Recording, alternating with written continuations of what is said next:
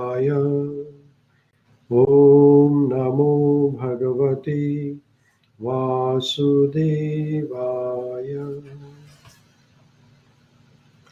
So we are beginning our journey, and during coming few weeks, what we'll do is we will recite and understand 108 important slokas from Bhagavad Gita. That is our target, right? Bhagavad Gita has total 700 slokas, and we are going to follow the teachings of Srila Prabhupada, A.C. Bhaktivedanta Swami, His Divine Grace A.C. Bhaktivedanta Swami Srila Prabhupada, who is the founder Acharya of International Society of Krishna Consciousness. And I'd like to pay respects to my Guru, His Holiness Gopal Krishna Goswami Maharaj, for blessing us. Now, the objective of this course, which is 108 important slokas from Bhagavad Gita, is to understand the meaning of this 108 important slokas of Bhagavad Gita, try to memorize those slokas, and learn how to apply those sloka and knowledge of those slokas in our day-to-day life. So there are 18 chapters and 108 slokas of Bhagavad Gita. So we are following Bhagavad Gita as it is. Bhagavad Gita is the crown jewel of India's spiritual wisdom. And this was spoken by Lord Krishna to Arjuna on the battlefield of Kuru-ksetra. Now there are more than 400 translations of Bhagavad Gita, but we are going to follow the translation of Srila Prabhupada Ji as it is the authentic translation, and it helps us to understand Lord Krishna himself. And it brings us closer to the Lord Krishna. So that's why we are following as it is. And during the study, you all have a book. So while you study the book, make sure you read every part of the book, which means on each sloka there will be Sanskrit writing, which is highlighted in yellow color. Then there will be transliteration, which means in Sanskrit will be written in English. Then there will be synonyms. We are going to study this in a systematic way. So we are going to study in this short course, we will not only study the Sanskrit words, how to pronounce the Sanskrit, but we'll also, in this short course, we will study word by word meaning of every Sanskrit words in the shloka. And then we will understand the translation, and with the help of Srila Prabhupada's purport, we'll understand how to apply in our life. At any point, if you have any questions, you can ask me a question in your chat box. So let's begin 108 important slokas of Bhagavad Gita. How to understand, memorize, and how to apply in our daily life. Before I go ahead, is everything okay at your end? Nolinji, Parulji, William, you're able to see me, hear me clearly, everything is good? Perfect. Thank you so much. So let's begin our journey of 108 important slokas of Bhagavad Gita. Now, to understand, to memorize, and to apply, we're going to understand with the help of Srila Prabhupada's purport, and we are going to understand how to apply with Srila Prabhupada's purport. But there is one important thing which you have to do, or we have to do our by self, which is the memorization. So to understand and to apply, Srila Prabhupada's book of Bhagavad Gita as it is going to help us. However, to memorize, we have to put our own efforts, right? Now, unless and until we understand the importance of any particular thing in our life, it is very difficult for us to give time for that thing. For example, if we understand the importance of diet, then we understand, once we understand the importance, then we give some efforts or time for it. If we understand the importance of exercise, then we can give some time to it. Similarly, memorization will need some time. Slokas will not be memorized just by reading once or twice, but you will have to give certain amount of time for memorization. And But then when you want to give time, you need to know why it is important to memorize the shloka. Once this why is clarified, once you have understood the importance of why, then you will find the time automatically. When there is a will, there is a way, but there will be will only if we understand why it is important. So we're going to answer this why in coming few slides. So why shloka memorization is important? Now, shlokas, or in some English we call it as verses, they have a lot of impact, and they have impact on our mind. Vedic verses or shlokas are not ordinary sound vibrations.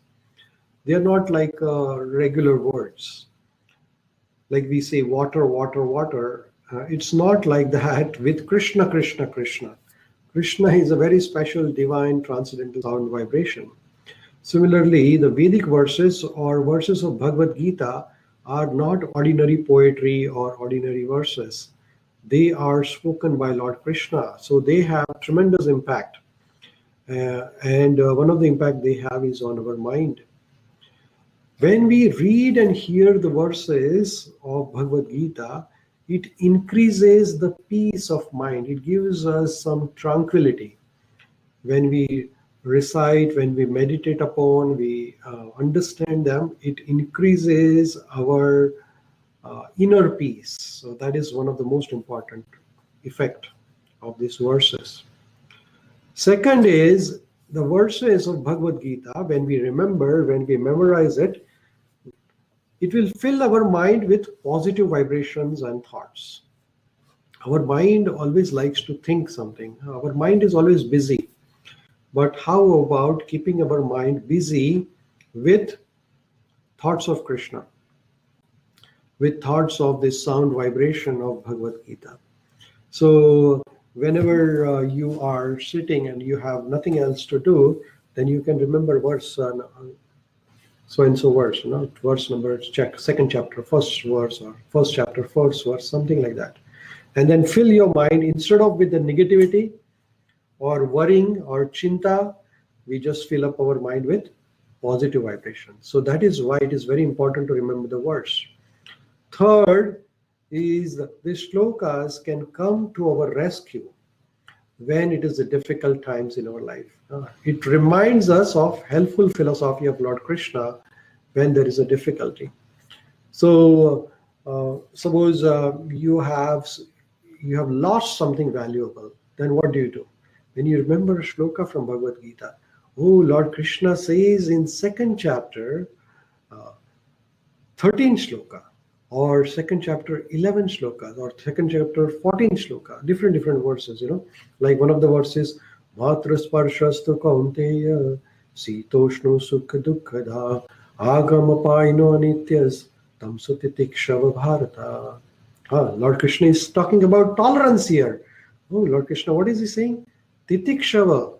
Titikshava means tolerance. How can I tolerate this difficult time in my life? Lord Krishna is saying, Matra sparsha. It is just because of my body. This is just because of the sensation of the body.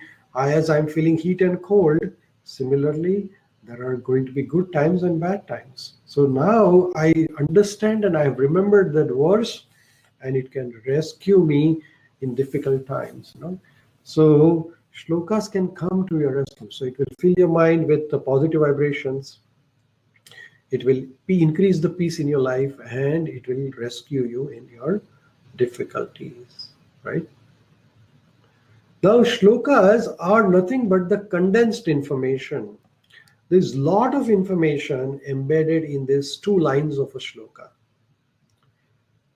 And Vedvyasji, who composed all the shlokas, which were spoken by Lord Krishna to Arjuna, there is tremendous amount of information. Even you remember, like say 108 out of 108, you decide that, okay, this month I will remember 4 shlokas.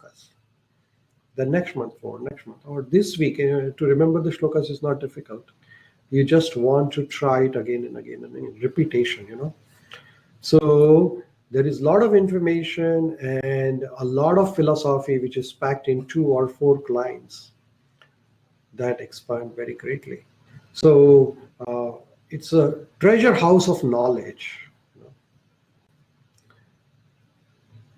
It is also said that reciting shlokas that glorify Lord Krishna can awaken the soul to eternal knowledge. So when we are reciting the shloka, we get connected. The Atma gets connected with Paramatma.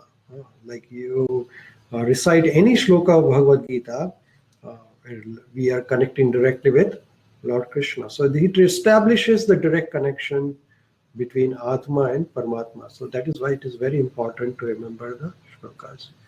Srila Prabhupada ji used to say this, that when you quote a verse from Bhagavad Gita or from Srimad Bhagavatam, your argument becomes more authoritative. So sometimes you will face across community or society, and they will try to prove their point. But now I have remembered this shloka and I can say, this is what Bhagavad Gita says, and that is why it is important.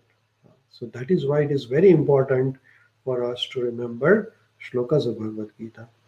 So it is not that we want to prove our scholarship, but we want to be authoritative. Whatever we say, it should have some sort of a reference. Like in medicine or in the research work, whenever we write a research paper or proposal, we have to give references. Without references, reference means that what does the authority say? Then an authority statement supports your statement. That is why you are saying like that. So it is very important to remember shlokas. Now I'm going to give you some tips how to remember the shlokas. These tips are very simple, very effective, and they have worked. So if you try, they will also work for you. Okay. So first tip is there are 3 broad guidelines. First is repetition, repetition, and repetition. I cannot stress enough about repetition. Like in real estate, there is location, location, location. Similarly, in remembering the shlokas, it is important is repetition, repetition, and repetition. Very, very important. Second thing is revision. Once you do it, then you revise it. And third one is utilization. And we're going to understand this in more detail. How to repeat, how to revise, and how to utilize it. So let's understand first one, repetition. So what we do is very simple method is write the words of mantras in a book or in a diary, then close your eyes and meditate upon the meaning of those mantras. Meditate upon meaning means understand the meaning, and then, so like say in a verse, first verse of Bhagavad Gita, Dhritarashtra vacha dharma kshetre Kuru-ksetra. So what I will do, I will write down in my handwriting, dharma kshetre Kuru-ksetra. Dhritarashtra vacha dharma kshetre Kuru-ksetra. Right? Then I will, there are also melodious audios of these mantras. And so write the mantras, repeat and meditate. Second is listen to them, listen to the mantras. So I can send you a link which will help you to understand, to hear the mantras and meditate upon them. And third is sing whenever you have time. So you write down the mantra on a piece of paper or a piece of card, and you sing the mantra whenever you have time. Or you can put them in the phone also. Take a digital image of a shloka or write down in the diary, and then recite it whenever you have time. Okay. Any verse which is, no matter how complicated, it can be understood and remembered by these 3 methods: write, listen, and sing. Okay, these are the 3 methods. First is write, then listen, and then sing. Write, listen, and sing. Okay. Now, repetition, when you are singing, when you are saying, repeat loudly, little loudly, not too much, and in a meter or in a musical tone. Like every meter, every mantra has a particular tone or meter. Like say, Dharma Kshetri Kuru-ksetra Samaveta Mamaka Pandavaschaiva Kima Kurvata Sanjaya. So what's happening here? We are reciting in a particular musical tone. So there are audios which I can send you in the link, which you can use to listen the tune and then you repeat it. What will this do is that it will not only increase your verbal memory, but it will also increase the musical memory. So it will help you to remember the mantras. And then you can sing also whenever you have time. Oh, today I will, yes, I will remember this verse from Bhagavad Gita. And then you make a list of the verses. And then you put it on a paper or on your phone and sing along. So you're driving, you can sing along. When you're cooking, you can sing along. That way you can remember the verses, right? So reciting each lines for about 5 to 10 times, okay, to remember. So like say, first sloka, Dharma Kshetre Kuru-ksetra. So first line, Dharma Kshetre Kuru-ksetra, Dharma Kshetre Kuru-ksetra, Dharma Kshetre Kuru-ksetra, Dharma Kshetre Kuru Samaveta Yutsa. Then first and second line together. Dharma Kshetre Kuru-ksetra Samaveta Yutsa. Dharma Kshetre Kuru-ksetra Samaveta Yutsa. Then you take third line, then fourth line, then third and fourth line.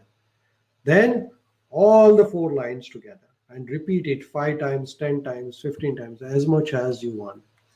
But more is better here, right? So repeat alone, however, gives that short memory, hence we need revision, right? So repetition is not enough, we need revision. So how do you revise it? And why do you revise it? Because revision, when we do it, it gives us a long-term memory. So today you did it, and then you revise it tomorrow within 24 hours. Otherwise, you will forget it.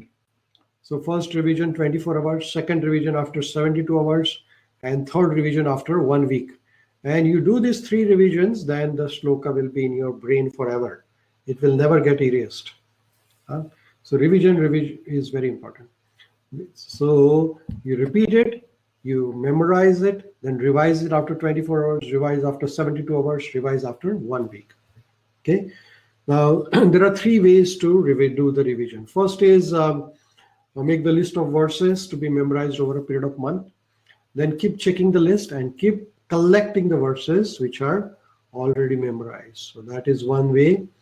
Second is that you keep the small diary or a pocket diary with you, and then you revise it while you are reading them, as we get a time.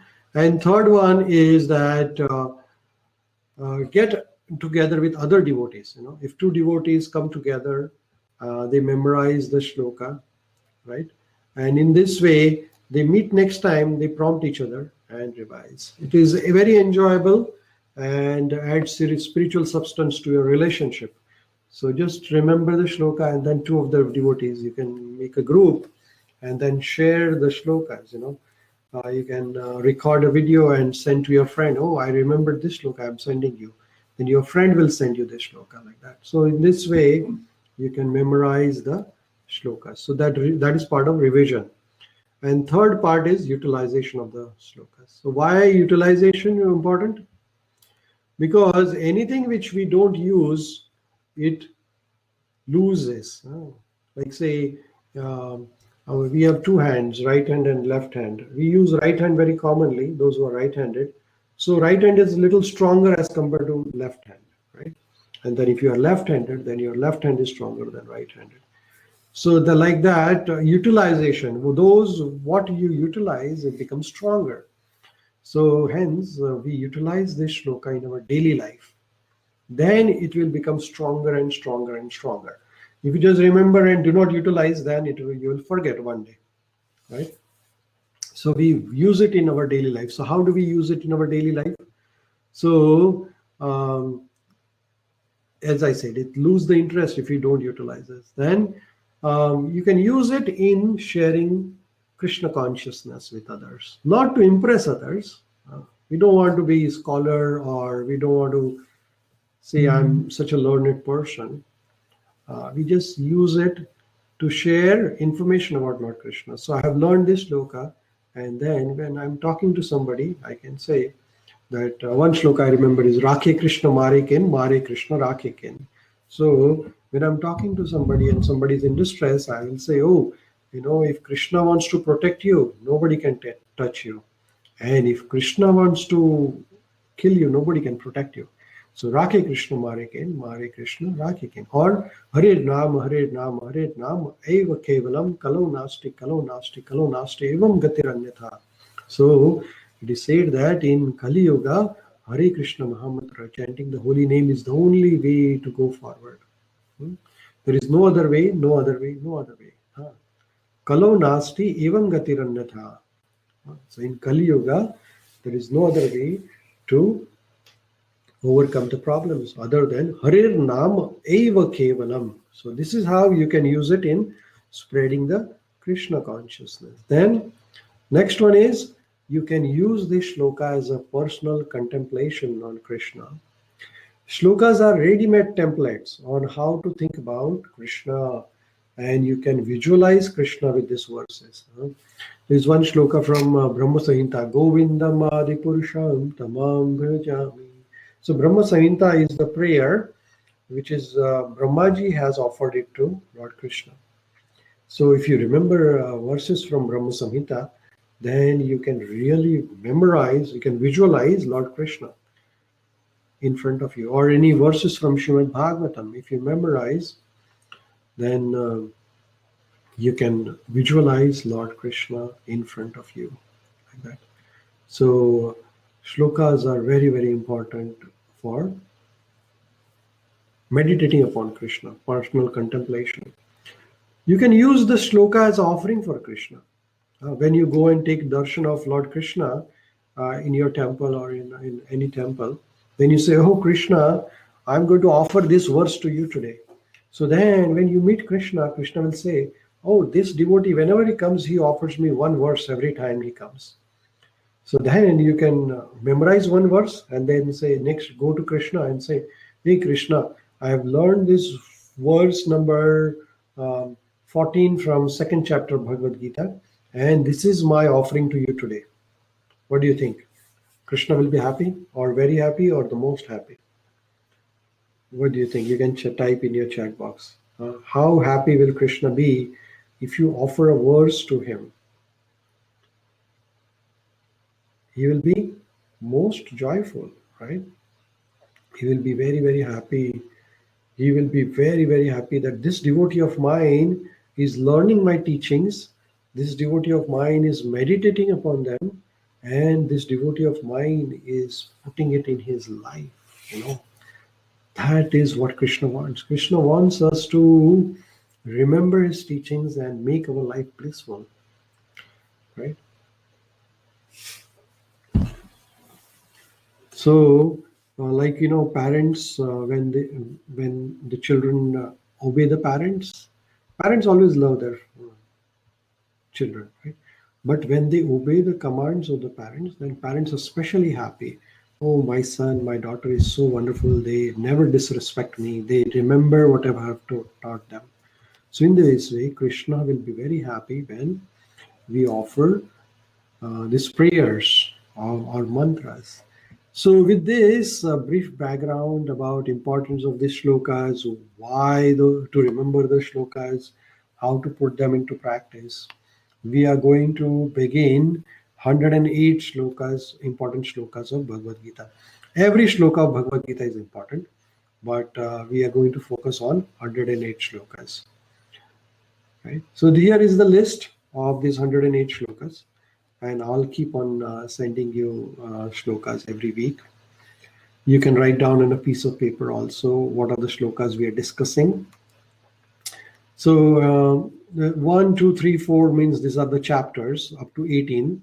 So first chapter, one shloka. Second chapter, then there's many shlokas. So some of the chapters have more, some of them have less, but we will try to make this 108 shlokas over the period of next few weeks. I'm hoping that we can finish all in less than 18 weeks, but we'll see how it goes. Okay, so we'll begin with the first shloka, and the pattern will be that we'll recite the shloka, then we'll understand the word by word translation. We will understand the translation of the shloka and the practical application from Srila Prabhupada's purport. Okay, so first shloka is Dhritarashtra Vacha Dharma Kshetre Kuru-ksetre Samaveta Yutsavaha Mamaka Pandavaschaiva Kimakurvata Sanjaya. So now if you are not used to reading the Sanskrit verses or Sanskrit mantras, then I'm going to show you how to recite this. And then we will try this, okay? So here is the Sanskrit, Dhritarashtra Vacha. But sometimes we don't know how to read the Sanskrit. Then here is the same thing. Dhritarashtra Vacha Dharmakshetre Kuru-ksetre Samaveta-yuyotsavaha Mamaka Pandavaschaiva Kimakurvata Sanjaya. So wherever you are, if you are at your home, please repeat after me. Hare Krishna Ramachandranji, welcome. Welcome, nice to see you. So we just finished introduction. You will be able to see the video recording when you get one after the course for the part which you missed. But we are just starting 108 important slokas, and this is the first sloka. So wherever you are, you can repeat after me. Dharma Dhritarashtra Vacha Dharmakshetre Kuru-ksetre Samaveta Yuyotsavaha Mamaka Pandavaschaiva Kimakurvata Sanjaya. So let's see the translation of this. Dhritarashtra, who is the blind king, is asking his assistant Sanjay, "O Sanjay, after my sons and sons of Pandu assembled in the place of pilgrimage at Kuru-ksetra, desiring to fight, what did they do?" So here we can see that Dhritarashtra is worried and he is asking his assistant Sanjaya what is happening in the Kuru-ksetra. But important is the place of pilgrimage here. So here word by word translation is Dhritarashtra Vacha. King Dhritarashtra said, Dharma-kshetre. Dharma-kshetra is the place of pilgrimage, where all the religious activities takes place. There are many holy places, many religious places where all these pious activities are done. Like we go to the temple, that is Dharma-kshetra. Similarly, you go to Haridwar, Prayag, Vrindavan, Mathura, Jagannath Puri, Ayodhya. All these are holy places, Dharma-kshetra. Now, all these Dharma-kshetra are very, very important because there are all saintly people from all over the world. They travel to Dharma-kshetra and they perform austerities, tapasya there. Even in your house, if there is a puja room or a temple, and if you recite mantras and shlokas in that particular house every day, morning, evening, night, that house, that particular place becomes Dharma-kshetra because all wonderful things, mantras are recited there. So the Kuru-ksetra. Kuru-ksetra is the place in India which is near to Delhi in Haryana. You can go Kuru-ksetra there. So here, Dhritarashtra is saying, Dharma-kshetre Kuru-ksetre Samaveta. Samaveta means assembled. All this, who is assembled there? And why they are assembled? Yuyutsavaha. So at Kuru-ksetra, which is a Dharma Kshetra, people have assembled Yuyutsava. Why? For fighting. Ah. Yuyutsu is a English, sorry, Yuyutsu is a Sanskrit word which means to fight. And in Japanese language also, there is a word called Jujutsu. Jujutsu also means to fight. There is a martial art called Jujutsu art. So Jujutsu is derived from the word Yutsu. So that is the Sanskrit word. So you can see that many of the languages have the words which are derived from Sanskrit. For example, there's a word called dental. Dental is the anything related to the teeth. And in Sanskrit, danta. Danta means the teeth. So dental means anything related with the teeth, and danta means also teeth. So it is all related. So a lot of Latin words have derivatives from Sanskrit. So Sanskrit is the mother of all the languages. So here, Dhritarashtra Vacha Dharma Kshetre Kuru-ksetre Samaveta Yuyutsavaha. They are desiring to fight. But who is assembled there then? Mahamaka, my sons, Pandava, sons of Pandu, Cha Eva, Kim, and what? Kim means what? Kim is Kim and Cha, you will hear many slokas. Cha means and it's like a connecting word. So certain words of Sanskrit, if you learn, you will be coming across them very often. So here is the Cha. Eva means certainly, and Kim means what? Like if I want to ask you, what is your name? Then Kim Namatava, what is your name? So Kim. Kim means what is what? Hmm, Like that. So if you want to ask anything in Sanskrit, what, then you put the word Kim. So Kim means here it is asking, what are they doing? Mamaka Pandavaschaiva Kima Akurvata Sanjaya. What are they doing? Akurvata. What did they do, Sanjay? So Dharma Kshetre, when they have assembled there, what are they doing? So here in this, we see that there is a doubt, question mark in this verse. And why there is a question mark or inquiry here? Because he was worried that this is a Dharma Kshetra. So the influence will be there of Dharma Kshetra. And Dharma Kshetra, when you do anything wrong at Dharma Kshetra, then you will be punished. So he was worried that he and his sons were on the side of irreligion, adharma, and they will be punished in Dharma Kshetra or Kurukshetra. So this is the doubt of Dhritarashtra. Srila Prabhupada ji explains that in the paddy field there are always weeds, and all weeds are taken away by the farmer. Now this Dharma Kshetra, Kshetra means the field, and in all the weeds will be taken out by Lord Krishna. And what are the weeds? Weeds are nothing but the people who are doing adharma. And who are doing adharma? All these Pandavas, all Kauravas, sorry. So Dhritarashtra was worried about that. So I will send. So this is the finally this thing. Dharma kshetre Kuru-ksetre samaveta yuyutsavaha mahamaka pandavaschaiva kima kurvata Sanjaya. Oh Sanjay, after my sons and sons of Pandu assembled in the place of pilgrimage at Kuru-ksetra, deciding to fight, what did they do? Now here I have recorded a short video, short audio actually, and this way you can also record the audio in your own sound, and you can listen to it, like you can listen to this sound here. Dharma kshetre Kuru-ksetre samaveta yutsavaha Amaka pandavaschaiva kima kurvata Sanjaya.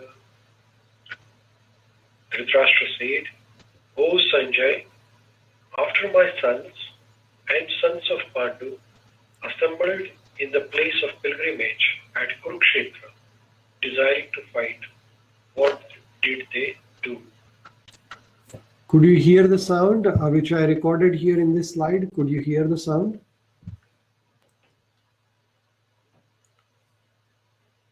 Yes? Okay.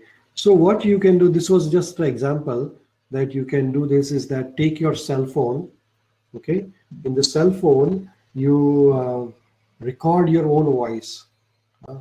You record the words in your own voice, or you can, if you have, I use this iPhone, so in the iPhone there is a called notes. So you open the notes in the iPad, then copy paste the shloka, and then there is a recording here, right, in the recording. And then you can record the words, and you can record the words in your own voice, like that. So you can do the same thing in a PowerPoint, or you can do it in the phone. So copy paste the words, put the translation, and then you can repeat the words 2-3 times also. So in your own, so you are familiar with your own voice, and then sing along. So you will be able to remember it forever, right? So going to the next verse now. Next verse, important verse in Bhagavad Gita is the second verse from Bhagavad Gita, second chapter, seventh verse. Here, Lord Krishna is saying, Arjuna is saying, Karpanya doshokta swabhava pruchhami dharma sammudha cheta yat shrehasyan nishchitam bruhi tanme shishyate ham sadimham tvam prapannam. So this is a verse which Arjuna is talking to Lord Krishna.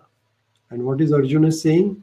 Arjuna is saying, Karpanya doshokta swabhava pruchhami tvam dharma sammudha cheta yat shrehasyan nishchitam bruhi tanme shishyate ham sadimham tvam prapannam. So this verse is a turning point in Bhagavad Gita. Why? Because Arjuna is saying to Lord Krishna that, hey Lord Krishna, I am now surrendering unto you. Now I am confused about my duty, and I have lost all composure because of miserly weakness. In this condition, I am asking you to tell me for certain what is best for me. Now I am your disciple and a soul surrender unto you. Please instruct me. So let's see how to remember this verse, why it is important to remember this verse, and how we can put this verse in our daily practice when we are doing our daily routine work. So let's understand first, if you want to memorize this verse, then what you do? You understand the word by word meaning. Karpanya doshokta swabhava pruchhami tvam dharma sammudha cheta yat shrehasyan nishchitam bruhi tanme shishyateham sadimam tvam prapannam. So let's understand every word. If you want to memorize the words, then you need to know word by word meaning of the entire verse. So Karpanya. Let's focus on this word first. First letter was Karpanya doshokta swabhava. So what is Karpanya? Karpanya means miserliness. And Srila Prabhupada ji has explained this in the book. So all this is taken from Bhagavad Gita as it is. So if you open the Bhagavad Gita as it is, or if you read online also, there's a website called vedabase.io. Then this is all free of cost available. So what you do is open the verse, then try to read word by word translation. What does each word mean? Because once you remember, understand the words, then it will be easy to remember the shloka. So here, first word is Karpanya. Karpanya means miserliness. So what is miser? Miser means one who does not utilize the resources which he has. Like somebody who has a lot of money, but he's miser. He is not using the money for any good cause. That is called as miser. So there are a lot of other way to understand the miser is not only, Nolin is saying stingy. Yes. So we have been given valuable human form of life. And this life, human form, is very, very, I would say, advanced form of life as compared to the animals or insects or plants. So if we do not use this human form of life properly for self-realization, for service of Krishna, then that is just like a miser who has the money but who is not using it for a good cause. He's just storing all the money for his own self, or just storing in the bank but not utilizing for himself also. Some people are so miser that they don't share with anybody and they won't use it also. So similarly, Karpanya is the Sanskrit word which comes from origin of this word is Kripana.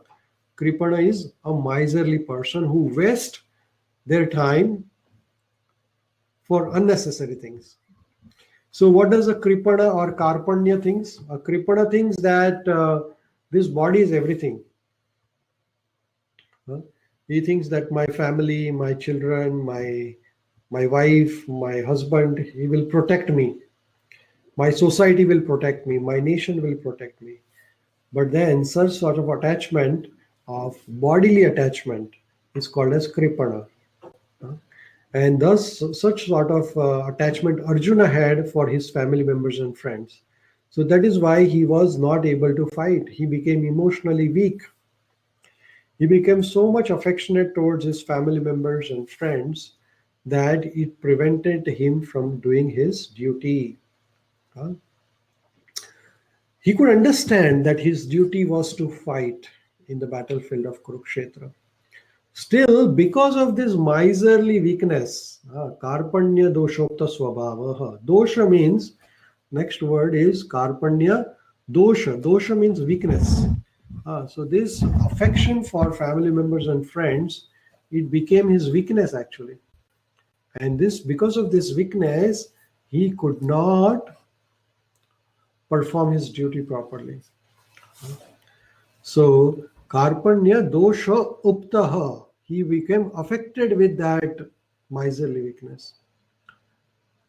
Swabhava. Swabhava means his characteristics, his nature. Prichami tvam dharma sammudha cheta. So prichami. Prichami means to ask. I'm asking you, please tell me. That means prichami. Tvam means unto you, dharma sammudha cheta. Hey Krishna, I do not know what is my duty, what is my dharma. I'm just confused. Sammudha. Mudha is Mudha means one who is confused. And Sammudha means more confused, more bewildered. So Arjuna is saying, hey Krishna, I'm so much bewildered in my heart, in my mind, that I do not know what is my duty. And why? Because my heart is affected with miserly weakness. And why this weakness is there? Because I have got this Karpanya dosh. Karpanya dosh is the dosh, or dosh means the defect or a weakness. And we all have this dosha, right?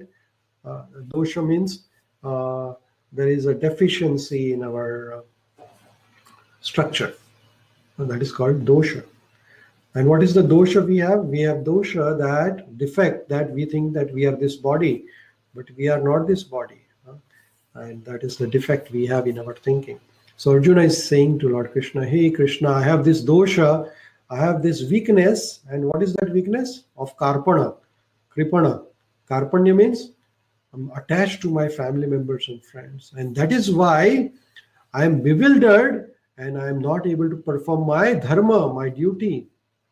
So then he's saying, Yat Shreha Syat Nishchitam Bruhitan Me Shishyateham Sadhimam Tam Prapannam.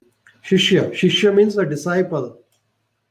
So, hey Arjun, hey Lord Krishna, I am surrendering into you. Shishya. Aham. Aham means I. Sadhi mam tvam prapannam. Prapannam means to surrender. So, hey, aham means I, mama means me, tvam means unto you. So, mama, this shabda, aham and mama, you will hear many times with reference to Lord Krishna.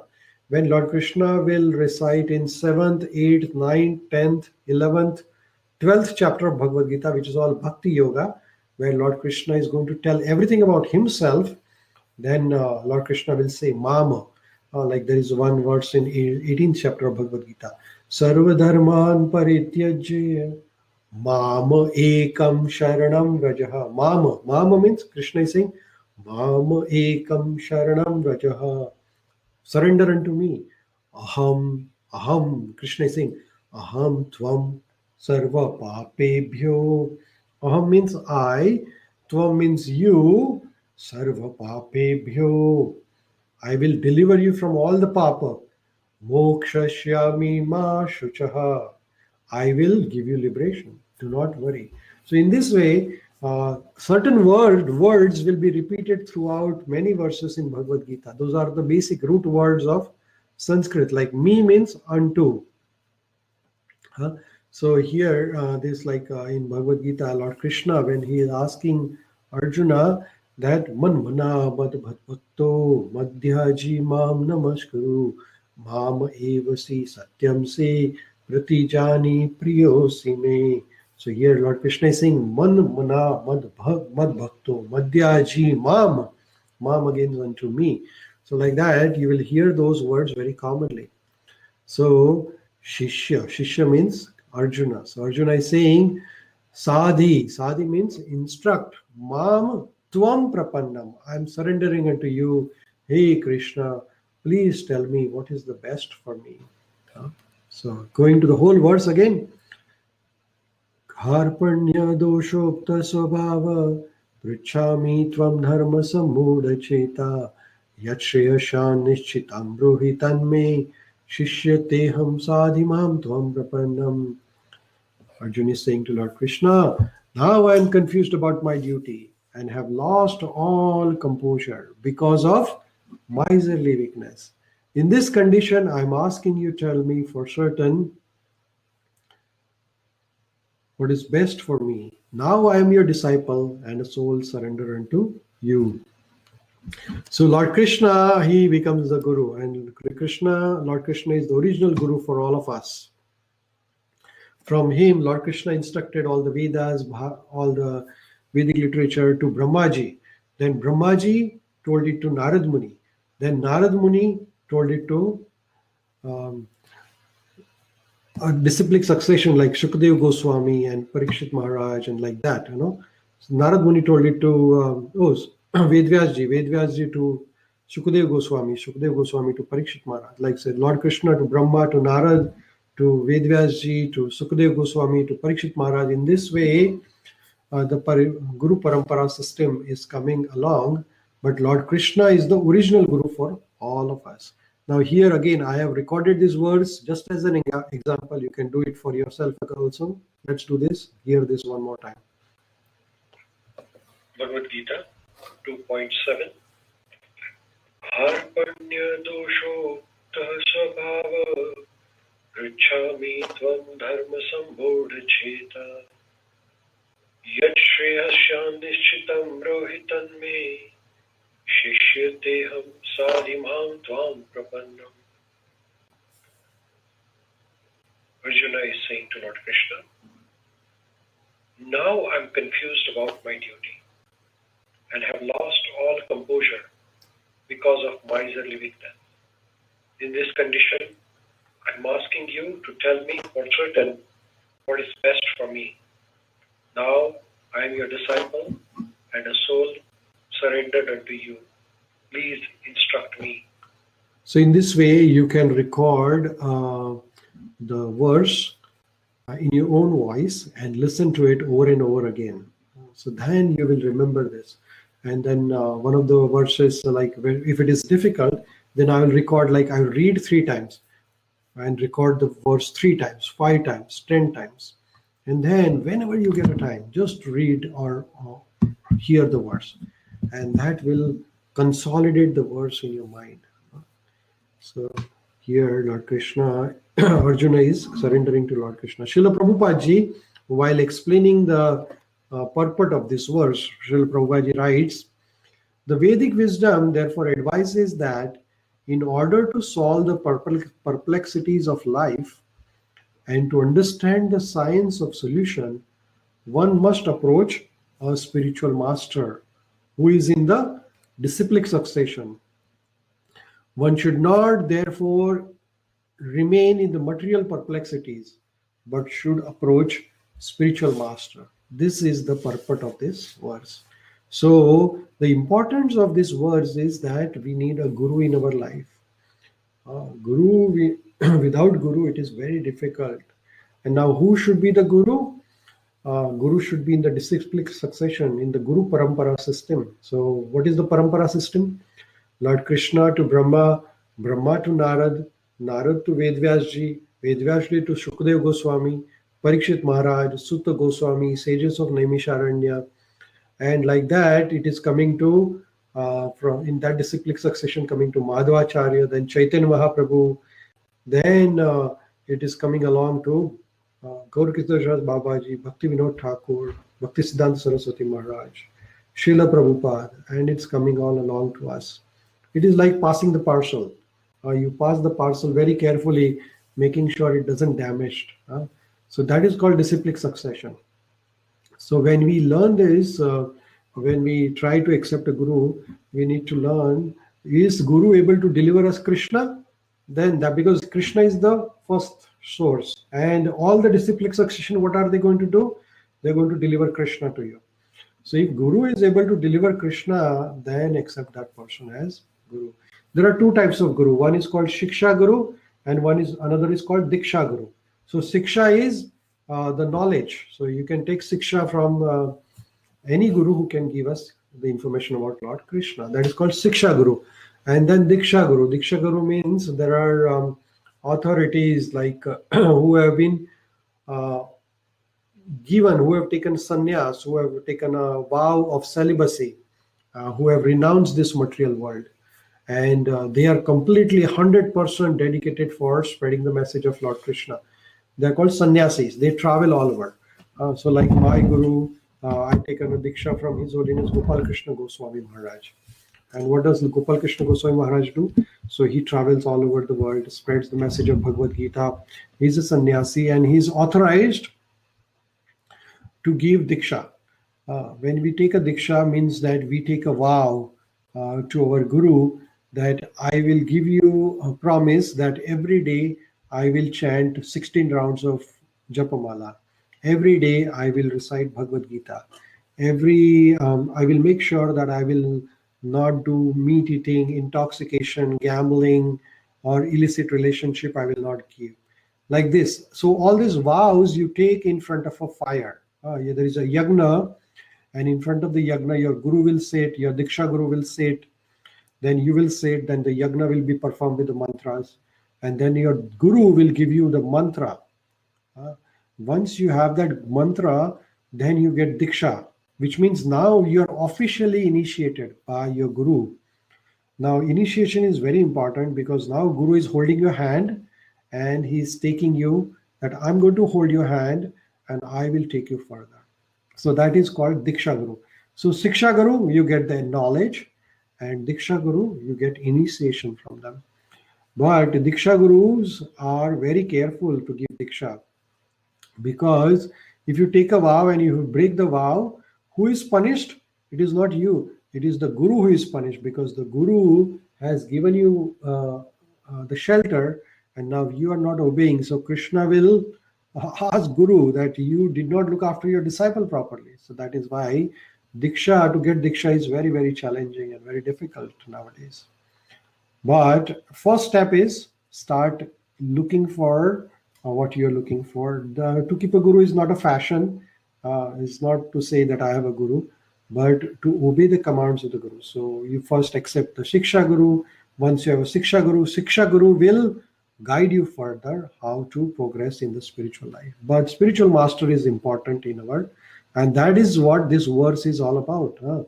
So Arjuna is saying to Lord Krishna, what is he saying? Karpanya doshopta subhava prichhami tvam dharma sammudha cheta yachriyasha nishchitam bruhitan me shishyateham sadhimam tvam prapannam. Now I am confused about my duty. and I've lost all the composure because of miserly weakness. The weakness will remain in our heart as long as we do not have a guru. So it is that is why the application of this verse is that we need the guru to overcome perplexities of material life. Without guru, there is no way. Sometimes one may think that I will understand everything by myself, but you cannot become a doctor just by reading medical books. You have to go to medical school. You have to do some practical experience, then you can become a doctor. Similarly, to understand the spirituality, you need a person who is practicing this, and then you can understand it properly. Otherwise, you will manufacture your own way and then you will get confused. So that is why it is very important. So with this, I think it's 10 o'clock now. So we'll pause here. I will like to take any questions if you have any, and then we'll continue. We will spend 1 hour every Sunday like this, and we'll try to finish as many shlokas as possible.